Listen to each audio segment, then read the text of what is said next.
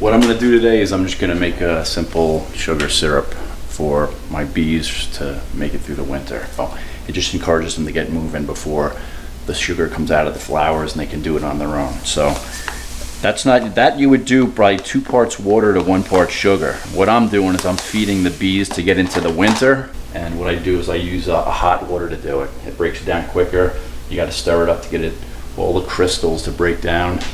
You know what the bottom of an iced coffee looks like. The sugar never breaks down, so just hot water into sugar, and I'll stir it up and they'll have a nice thick syrup. Now you can see that's a pretty thick consistency. I'm probably giving them about 6 pounds of sugar, and the water content was just enough to absorb all the crystals of sugar. And if I can't get this to clear up a little, I just add a little more hot water until it melts down. And then I'll head down and we'll drop it into the feeder. My name is John McGinty. I live in Mahopac, New York. I'm 50 years old. And I'm a New York City firefighter, over 19 years, lieutenant actually. Exciting job. Every day I go to work, it's something different, something new. And it's not boring. I never really considered myself a guy who would be interested in a desk job. I've probably been beekeeping about 3 years now. I had a little bit of a rocky start. There's a lot to learn.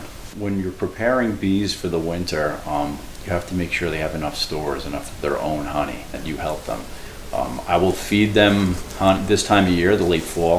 I'm feeding them a heavy concentration of sugar syrup, and they will store that, turn it into honey, and they'll know how much they'll need to get through the winter. So that's something you do to protect them, help protect them get through the winter. The first year I did it, I got all my hive parts and I built the hive, and I was excited. You know, I got raw pine wood, painted it white, and I set the whole thing up, and I got my package of bees with the queen and the worker bees. Everything looked like it was going great, and then within a couple of weeks, they were gone. The queen left, and if the queen leaves, everyone else does. You know, I don't know how I'm going to feel if in the spring I have 2 dead hives. I could throw in the towel on this. Yeah. I think I'm better prepared than I ever have been. I've learned a lot, so we'll see how it goes. I'm not really good at quitting. Anything that I kind of get involved in, I kind of stick to my guns and try my hardest to be successful at it. So yeah. I'm not good at quitting. I'm hunting, which is another thing I recently got into. Like you said, 3rd year is a charm. I got my deer this year, so this is my 3rd year. So yeah. Maybe you got a pattern going here. The first thing I do in the process is I put on my bee coat and my veil, and basically it's a white coat and a veil screen that I can see. And if any of the bees feel a little aggressive and they start bouncing off my face, I'm not going to get stung. I'm going to continue to do what I'm doing without running away, swatting, you know. So I'll get my gear on, then I'll light my smoker. There's a lot of different things that people use: pine needles and wet wood and wood chips. And I always found that the smoker would kind of go out on me sometimes, and that was a bit aggravating. So the thing I use most now is cardboard egg cartons. They seem to smoke well. If I have the smoker down for a while, I got to pick it up and give it a quick shot. It seems to produce smoke and light up again real quick. So that's my new go-to, and it's been successful. So I'm a big recycler. So yeah, I won't have to throw out all that stuff now. I could use it. And the smoker, you smoke the hive, and it'll mask alarm pheromones. So if a couple of the bees seem alarmed, and the smoke will just kind of like nullify that. It won't get the whole hive crazy and upset, and they won't get aggressive on me. So I smoke them, and they calm down, and then I go into the hive and I pull the frames. And what I'm doing when I'm pulling the frames and I'm looking at them is I'm just checking the overall health of the hive. How does the brood pattern? You want a tight brood pattern so the queen's laying lots of eggs, they're close together.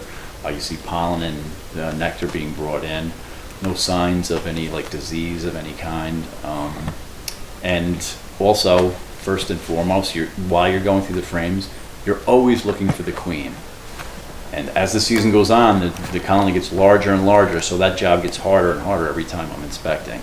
I'm always looking for the queen, flipping the frames. And you'll see in some of the clips you took of me looking through there, where I'm standing and I'm staring at the frame for the longest times. You're probably thinking, what is this guy doing?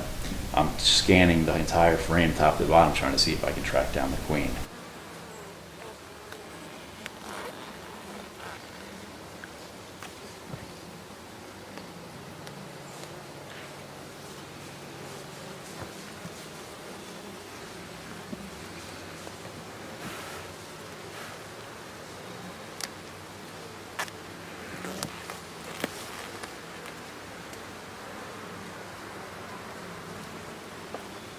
I love the outdoors, backpacking, hiking.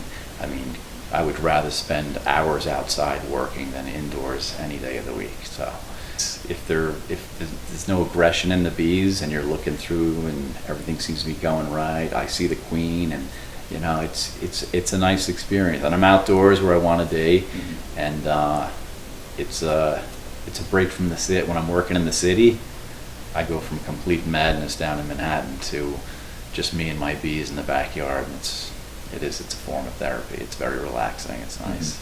I'm sure there's guys that shake their head and say this guy is some nerd boy, but I enjoy it. It's probably not for everybody. It is rewarding, you know, because you kind of got the whole thing started. I built the hive myself with my own 2 hands. I built that. I put the frames in. I got the queen.